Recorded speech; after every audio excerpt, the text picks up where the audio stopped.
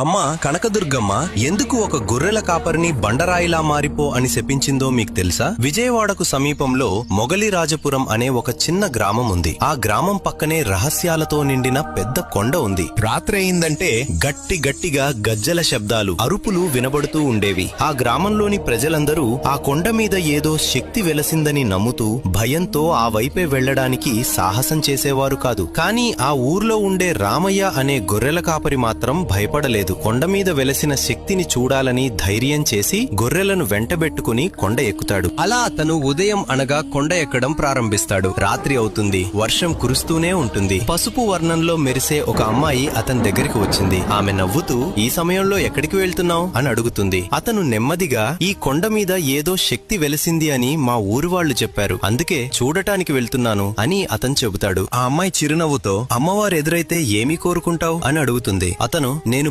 అమ్మా కనకదుర్గమ్మ ఎందుకు ఒక గొర్రెల కాపరిని బండరాయిలా మారిపో అని శపించిందో మీకు తెలుసా? విజయవాడకు సమీపంలో మొగలిరాజపురం అనే ఒక చిన్న గ్రామం ఉంది. ఆ గ్రామం పక్కనే రహస్యాలతో నిండిన పెద్ద కొండ ఉంది. రాత్రి అయిందంటే గట్టిగా గజ్జల శబ్దాలు, అరుపులు వినబడుతూ ఉండేవి. ఆ గ్రామంలోని ప్రజలందరూ ఆ కొండ మీద ఏదో శక్తి వెలసిందని నమ్ముతూ భయంతో ఆ వైపే వెళ్లడానికి సాహసం చేసేవారు కాదు. కానీ ఆ ఊర్లో ఉండే రామయ్య అనే గొర్రెల కాపరి మాత్రం భయపడలేదు. కొండ మీద వెలసిన శక్తిని చూడాలని ధైర్యం చేసి గొర్రెలను వెంటబెట్టుకుని కొండ ఎక్కుతాడు. అలా అతను ఉదయం అనగా కొండ ఎక్కడం ప్రారంభిస్తాడు. రాత్రి అవుతుంది, వర్షం కురుస్తూనే ఉంటుంది. పసుపు వర్ణంలో మెరిసే ఒక అమ్మాయి అతని దగ్గరికి వచ్చింది. ఆమె నవ్వుతూ, ఈ సమయంలో ఎక్కడికి వెళ్తున్నావు అని అడుగుతుంది. అతను నెమ్మదిగా, ఈ కొండ మీద ఏదో శక్తి వెలిసింది అని మా ఊరి వాళ్ళు చెప్పారు, అందుకే చూడటానికి వెళ్తున్నాను అని అతను చెబుతాడు. ఆ అమ్మాయి చిరునవ్వుతో, అమ్మవారు ఎదురైతే ఏమి కోరుకుంటావు అని అడుగుతుంది. అతను, నేను